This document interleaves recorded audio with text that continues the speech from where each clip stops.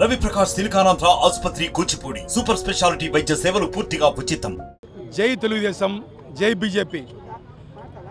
ఈరోజు ఈ దాష్టిక వైసీపీ ప్రభుత్వాన్ని కింద దించాలని పవన్ కళ్యాణ్ గారు కంకణం కట్టి అన్ని పార్టీలను ఏకం చేసి నిజంగా ఆంధ్రప్రదేశ్ ఉండే కష్టాలని, మొత్తం ఆంధ్రప్రదేశ్ ఉండే కష్టాలని తుడిచిపెట్టాలని ఒక కంకణం కట్టుకొని ఆయన అన్ని పార్టీలు ఏకం చేశారు.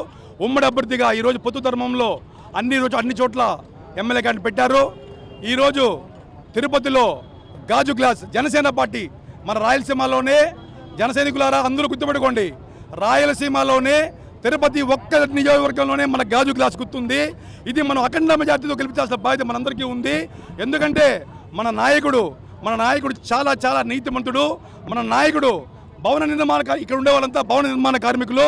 భవన నిర్మాణ కార్మికులకు ఈ వైసీపీ గవర్నమెంట్ రాగానే మొదటిసారిగా ఇసుకను బ్యాన్ చేసి, ఎందుకంటే ఇసుకను డిమాండ్ చేసి ఇసుక మాఫియాకి ఒక తెరలేపింది. దానిలో భాగంగా 6 నెలల పాటు ఇసుక సప్లై చేయకుండా భవన నిర్మాణ కార్మికులు కడుపు కొట్టింది. వాళ్ళందరూ ఆకలితో అలమటిస్తుంటే ఆ రోజు పవన్ కళ్యాణ్ గారు జనసేన పార్టీ తరఫున ఒక పిలుపునిచ్చారు. డొక్కా సీతమ్మ పేరుతో, పవన్ కళ్యాణ్ గారి పేరుతో కాదండి, డొక్కా సీతమ్మ పేరుతో అన్నదానాలు చేయండి అని చెప్పి మన రాష్ట్రం మొత్తం పిలుపునిచ్చారు. ఆ రోజు నుంచి ఈ రోజు వరకు నేను తిరుపతిలో ఈ భవన నిర్మాణ కార్మికులకు ఏ పండగైనా, ఏ పుట్టినరోజైనా, ఏ ఫంక్షన్ అయినా నా వాళ్ళంత వరకు వీళ్ళకి అన్నదానాలు చేస్తూ వీళ్ళకి నేను తోడుగా ఉన్నాను.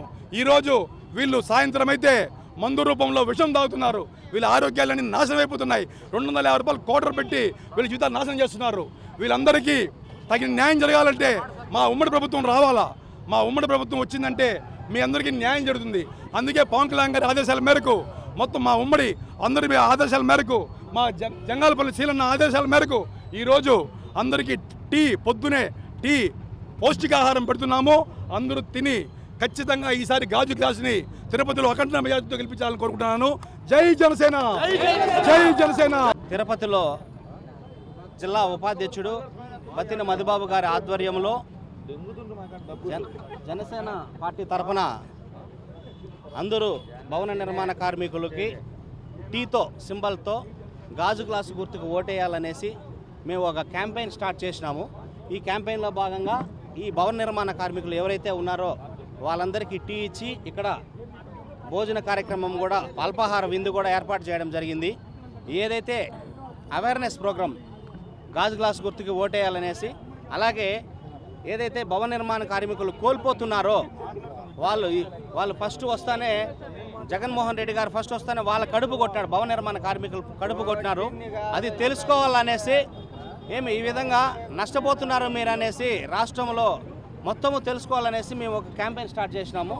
మందు అమ్ముతుంది, మందు తాగి పక్కకు పోతే పక్కనే పోలీసు వాళ్ళు నిలబడుకొని మా దగ్గర చలాన్ గడుచుకొని 10,000 రూపాయలు కూలీల దగ్గర తీసుకుంటున్నారు సార్. ఇది చాలా దారుణమైన, ఇంత దారుణమైన ప్రభుత్వం మేము ఎప్పుడు చూడలేదు. ఇంత దారుణమైన గవర్నమెంట్ కూడా మేము ఇంతప్పుడు చూడలేదు సార్. ఇంత దారుణమైన ప్రభుత్వాన్ని ఈ సాగనంపడానికి ప్రజలంతా సిద్ధంగా ఉన్నారనేసి నేను మనస్ఫూర్తిగా కోరుకుంటున్నాను సార్. మరిన్ని వీడియోస్ కోసం ఛానల్ ని సబ్స్క్రైబ్ చేయండి, లేటెస్ట్ అప్డేట్స్ కోసం వాట్సాప్ ఛానల్ ని ఫాలో చేయండి, అండ్ లింక్ డిస్క్రిప్షన్ లో ఉంది.